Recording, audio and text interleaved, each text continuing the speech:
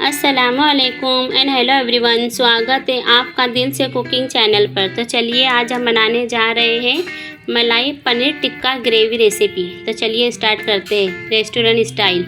बिस्मिल्लाहिर्रहमानिर्रहीम। एक fry pan में 2 चम्मच रिफाइंड ऑयल डालिए।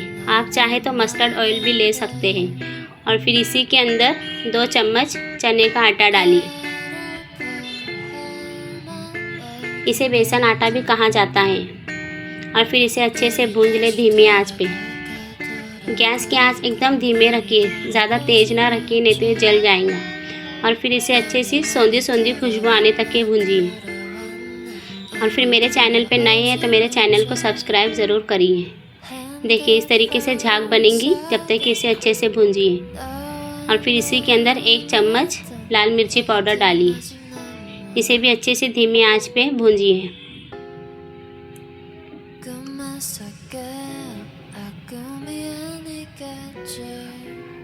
मैं रिफाइंड ऑयल में बना रही हूँ, आप चाहें तो मस्टर्ड ऑयल में भी बना सकते हैं।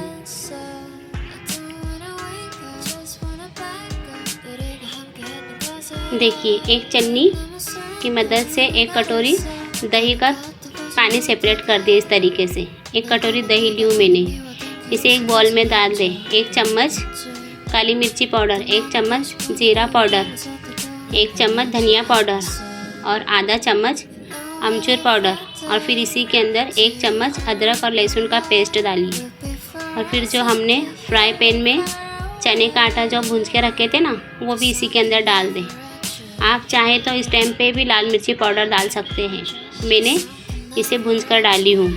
और फिर इसे 1 चम्मच हल्दी पाउडर डालिए और इसी वक्त नमक डाल दें।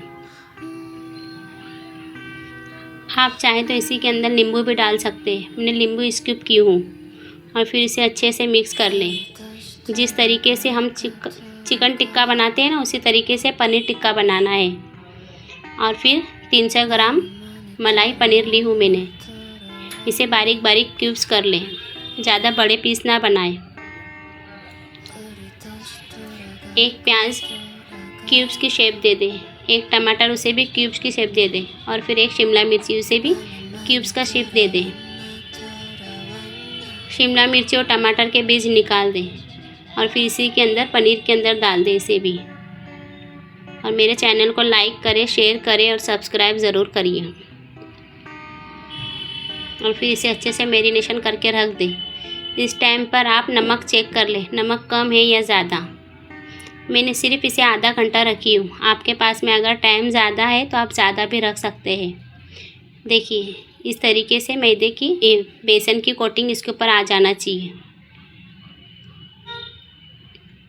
इसे अच्छे से मैरिनेशन करके रख दें। तो चलिए एक प्याज भूंजते हैं गैस पर। जिस तरीके से पहले चूल्हे पर दादी नानी भूंजती थी ना, उस तरीके से ग्रेवी के अंदर चूल्हे की खुशबू आएंगी। जैसी कोयले की स्मोकिंग आती है ना, उस तरीके से। देखिए इस तरीके से इसे अच्छे से भूंज लें। 1 प्याज और 1 टमाटर अच्छे से बारीक बारीक कट करके मिक्सर के जार में डाल दें। इसकी ग्रेवी जैसी लगेंगी खाने में जैसे हमने चूल्हे पर पकाया है खाना। और फिर इसी के अंदर 4 से 5 काजू और 4 से 5 बादाम भिगो के रख दें। मैंने 1 घंटा भिगोई हूँ। इसे भी अच्छे से पेस्ट बना लें। बिस्मिल्लाहिर्रहमानिर्रहीम। एक कढ़ाई में रिफाइंड ऑयल डालिए 5 चम्मच। और फिर पिसा हुआ पेस्ट इसी के अंदर डाल दें। और फिर इसी के अंदर टेस्ट के अकॉर्डिंग नमक डालिए। 1 चम्मच हल्दी पाउडर, 1 चम्मच अदरक और लहसुन का पेस्ट, 1 चम्मच लाल मिर्ची पाउडर और फिर 1 चम्मच धनिया पाउडर। और फिर इसी के अंदर सुहाना का पनीर टिक्का मसाला डालिए। आपके पास में सुहाना का पनीर टिक्का मसाला है तो डालिए, नहीं तो आप खड़े गरम मसाले भी पीस कर डाल सकते हैं। और फिर इसे अच्छे से भूंज लें। और फिर इसी के अंदर मिक्सर का जार धोकर थोड़ा सा पानी डाल दें ताकि मसाला अच्छे तरीके से पक जाए। तो चलिए हम टिक्का पनीर बनाते हैं। बिस्मिल्लाहिर्रहमानिर्रहीम। एक फ्राई पैन में अमूल बटर डाल दें, उसे अच्छे से मेल्ट कर दें। और फिर इसी के अंदर मैरिनेशन किया हुआ पनीर डाल दें।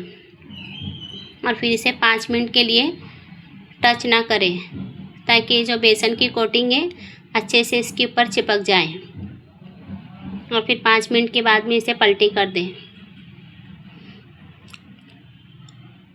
इस तरीके से आप चाहें तो चिकन भी बना सकते हैं। हमने पनीर का बनाया है। देखिए इस तरीके से डार्क स्पॉट आने तक के इसे फ्राई होने दें। आप चाहें तो इसके स्टेटस भी बना सकते हैं, सिर्फ बिना ग्रेवी वाला। चलिए ग्रेवी बन गई है हमारी। देखिए तेल सेपरेट हो गया है। और फिर ये ग्रेवी के अंदर पनीर टिक्का डाल दें। आप चाहे तो इसके स्टार्टर्स भी बना के खा सकते हैं।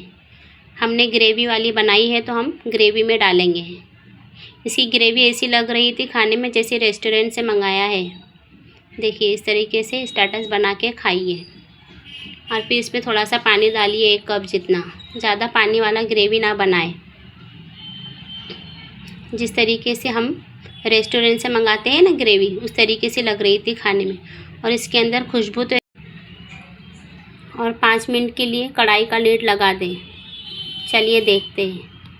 वाह कितनी लाजवाब है देखने में, खाने में भी बहुत लजीज और टेस्टी लग रही थी। एक बार ये मेरी रेसिपी बनाइए और घर में फैमिली को बनाकर खिलाइए। देखिए इसकी ग्रेवी कितनी ठीक है, ज़्यादा पानी वाली ना बनाएं। और फिर गार्निश के लिए ऊपर से हरा धनिया डाल दें। और फिर मुझे कमेंट में बताएं आप कौन से शहर से, कौन से मुल्क से देख रहे हैं। मुझे पढ़ने में अच्छा लगता है। और फिर आप इसे नींबू डालकर पाव से खाएं, चाहे पराठे से खाएं, चाहे कुलचे से खाएं, चाहे रोटी से खाएं।